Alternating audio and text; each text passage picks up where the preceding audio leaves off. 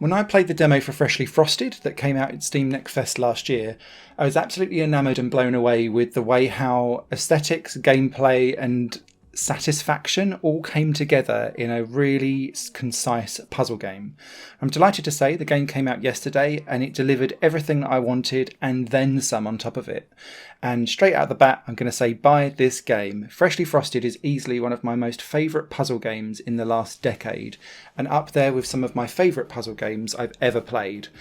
And I'm going to explain why, but you can stop the video now and just go and buy it based on my recommendation, if my recommendations mean anything to you.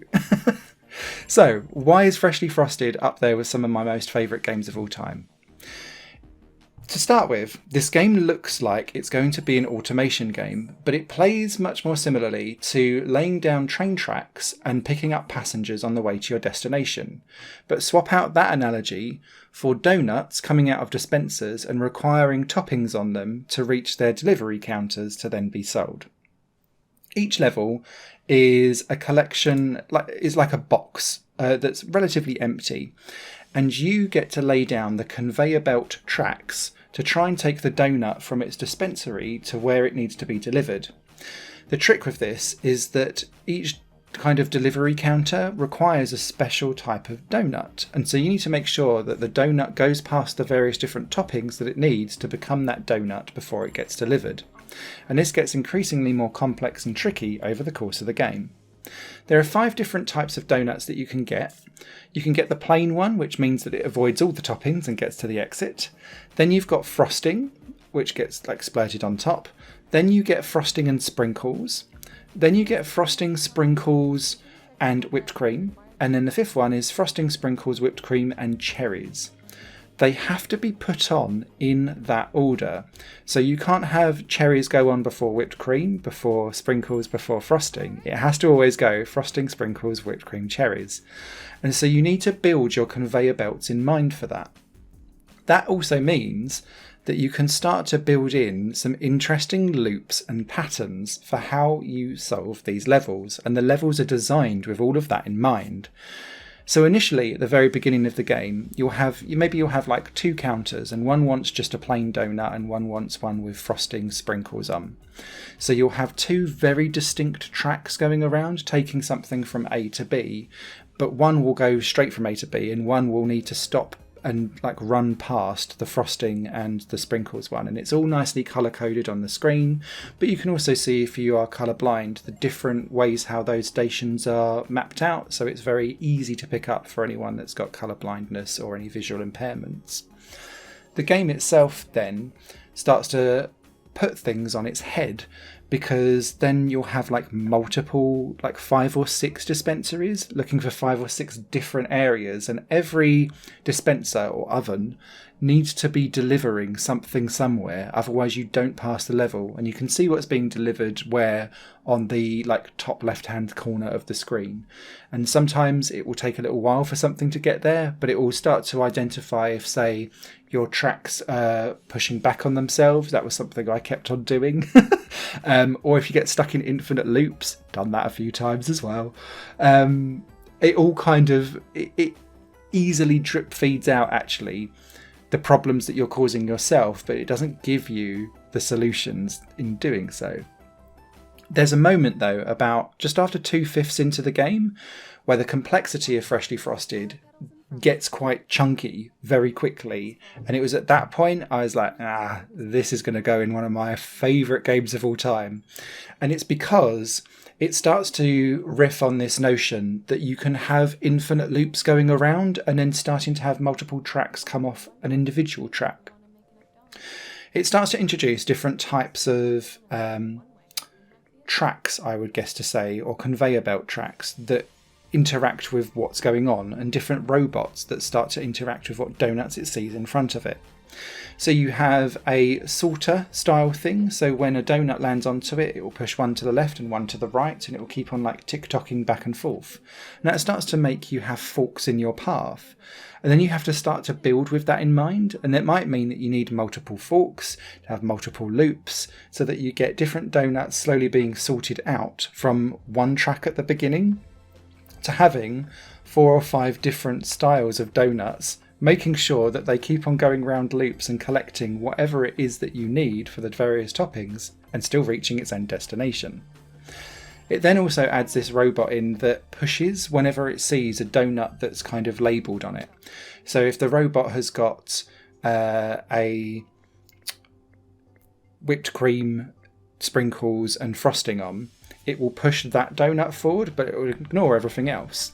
So what you can start to do is having things loop around in front of it, and then it will only activate when it's got that thing in front of it, and it'll just push it off the conveyor belt and off it will go off into a different path, providing you've built it. This started to melt my brain. But it was at that point I was like, okay, these puzzles have been super thought out really, really well, and are super engaging as well to play. The reason why it's so engaging is kind of threefold, I would say. Firstly, the level designs continue to riff off that same basic theme, but introducing new mechanics to keep things fresh. But you're always playing with the same few toppings, with the same 5 types of donuts, doing the same beginning to end scenario. Nothing ever changes from that perspective. So it's really easy to pick up and understand.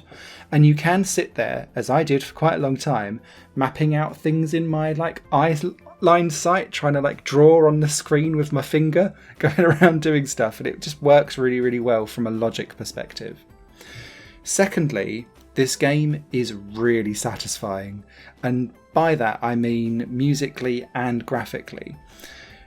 When you're playing the level and you're kind of mapping stuff out, there's an ambient soundtrack going in the background, but as soon as you then click onto starting up your factory, this gleeful synth pop song bursts into life and everything runs to the beat. So the conveyor belt moves on the kick drum, or the snare drums are everything slapping down the frosting or the sprinkles or the whipped cream or the icing, whatever it is that you're doing, the cherries, sorry. Then the sorters are tick-tocking almost like cymbals, and then the pushers are an extra ba-dum-tsh that's going on. So it just feels like a musical donut factory that springs into life that you've made and created. And then just watching it all going around and coming to life is also mega satisfying. And when a game knows how to be satisfying and drips that dopamine into you, it makes every puzzle that you create, no matter how big or small, once you pass it and you see your end result, it's just so satisfying. And it's that kept me coming back for more, on top of this just superb level design. There's 144 puzzles in all. I have not, just complete disclosure, completed all 144 because some of them leave me stuck. You can skip a couple of puzzles, but you can't skip too many. So just be aware of that. But if you get total brain fog on a couple that I did, I was like, do you know what, I'll skip that and I'll come back to it because I want to go on from progress and play with new stuff. And it's interesting coming back with fresh eyes once you played some more complex puzzles and then go, and then it's as if the game constantly trains you of how to think things, so that then you go back to earlier levels, this is easy now. And then you start with solve stuff as you go along. The other thing that I'd really recommend here is their hint system. Because it is a hint, it doesn't give you the answer. And they've made this really quite ingenious. And the way how I'd liken this to is if you get a 50-piece jigsaw puzzle, they pop down 5 of the pieces. And what they do in this game is they lay down 3 or 4 bits of the conveyor belt that are correct. But that still means that you can go horribly wrong. But it gives you a starting point to then build out from something that's correct, so that you're not completely off-piste. And that really helps play this game and kind of go, okay, because it starts to teach you about how they've built the levels and what they were thinking of at that time. And that helped me using the hint system a couple of times to go, okay, I get what this mechanic brings and how it can be used with my conveyor belts and how to build stuff. I adore this game. It's absolutely fantastic. Love it to bits. Thoroughly recommended. If you've got any comments or questions about it, please do drop it down below. It's a PC version you're seeing on your screens, but it's available on all current consoles, and it's out right now. Written review will be over on higherplanegames.com later on today. Happy frosting! Higher Plane Games is part of the Higher Plane Network, a completely independent media outlet supported by people like you. The goal is to create the best possible content that cultivates a richer indie scene for games as well as music and entertainment. To find out more and to get involved, visit patreon.com/higherplane network. Your support makes all the difference, and in return you'll gain access to bonus content and downloads. Thank you for watching.